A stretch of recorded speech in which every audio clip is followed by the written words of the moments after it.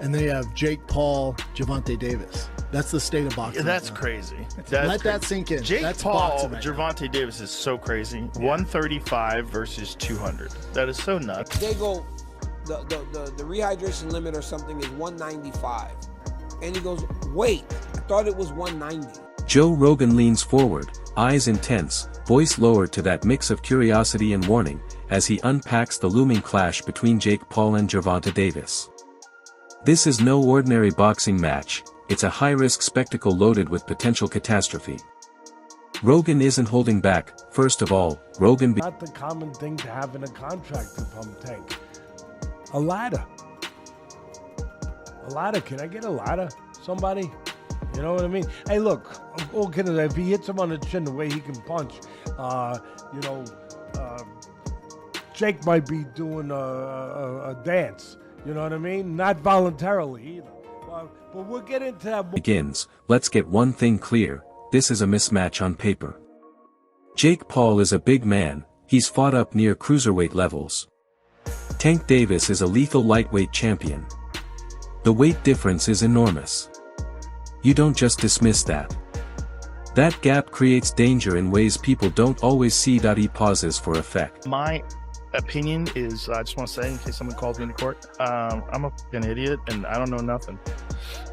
And don't take my advice. I love the Saudis. Don't take my opinion. I love the Israeli government. I love everybody. That had nothing to do with them. That was Jake Paul promoting it. You know, it's just doesn't bother me. There's compromise in the sport, and that's like bad. It's just like if I bet on it, watching it with people who are so in on it, and then also man, the sports betting apps, they introduced like chat apps in them in Australia. So it's like they're trying to take the place of social media companies where you go together and you meet your friends. Like betting should be exciting enough without having a weird. They're just trying to draw you in. Thing. They're just trying to make money, right? So they're trying to draw you.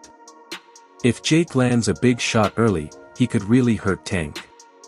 But on the flip side, Tank is faster, has sharp hands, and his power is no joke. He's shown he can close distance, crack you when you overreach, and punish mistakes. If Paul misjudges distance or timing, Davis will exploit it. Rogan underlines the danger. I don't see this as a fair contest. I see it as a gamble. And when speed and precision clash with size, things can get ugly. Rogan moves into Paul's strengths. Jake has advantages: size, reach, mass, structure.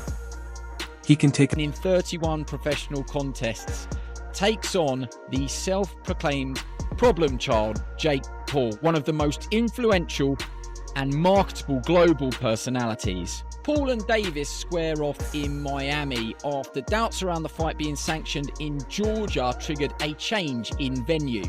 Neither fighter can weigh more than 195 pounds. The weight is perhaps the most surprising factor. Paul has boxed most of his career around 200 pounds, the cruiserweight limit, but did tip the scales at 227 pounds when he faced off against Iron Mike Tyson last year. Davis, much smaller in stature, competes at the 135 pound mark and has also won world honours at super featherweight. And despite some discussions about possibly dropping down, punch better than smaller guys. He can lean on his weight, push people to the ropes, disrupt rhythm. He's pretty durable for a guy who's only been really tested a few times. That gives him a chance. But Rogan doesn't romanticize Paul's boxing credentials. He hasn't been in deep waters often. He hasn't faced someone with You don't think... Sorry, so... I thought we were all unanimous here. Do you think that Jake Paul beats Gervonta Davis? 70 pounds is 70 pounds. Gervonta Davis is very small. 5'5". He's tiny, bro. 5'5". That's You what I'm got saying. Jake Paul He's a little 6'1". man. If Jake Paul's tucking up, move on, and absorbing punishment and walking forward, then look. Tank's punch volume, speed, and will.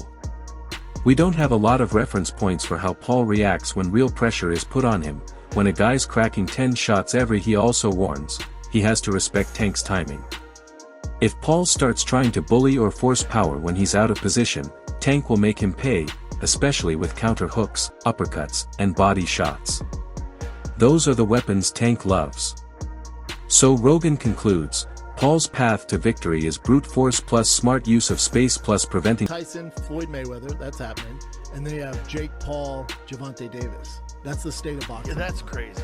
Let that sink in. Jake That's Paul, boxing right Gervonta Davis is so crazy. 135 versus 200. That is so nuts. They're all expedition. None of them are. Yeah, they're exhibitions. But what does that mean? Just means that you don't really. Nobody wins. They're not. Right. It's kind of. I mean, It's weird. I don't want Jake to sue me. They're not. It's not like a real scrap. It's So- not real. Really? So they're not trying to knock each other out? No. Well, Mike Tyson and Floyd Mayweather don't like each other. They have not liked each other forever. Tyson and Mayweather. Yes, But they like Mike more than- Tyson and Mayweather don't like each other. Huh. If there's a fight that might be real, like where Mike Tyson might say, "I'm gonna knock this out," or "I'm gonna try." Tank from getting into rhythm. But that's easier said than. When Rogan speaks of Davis, his tone turns even more serious. This guy is dangerous. When is the right moment to respect a fighter's aura? When every time you step forward, you feel like you could get crushed. That's Tank. He's got that small Tyson energy. You throw a jab, and suddenly you're out of position. He's already in your space. He's under you. He cites a prior breakdown. Rogan once reacted to Davis's style against Yeah. 195. Oh wow. So he would go all the way from 40 to 95? Yeah, I mean it would be an exhibition. Okay. Okay. But and so what does that mean? Is that 3-minute rounds? Yeah, 10 3-minute rounds. And when you say exhibition, like what are the restrictions on that? Ryan Garcia, calling it terrifying in how clean and sudden his shots land.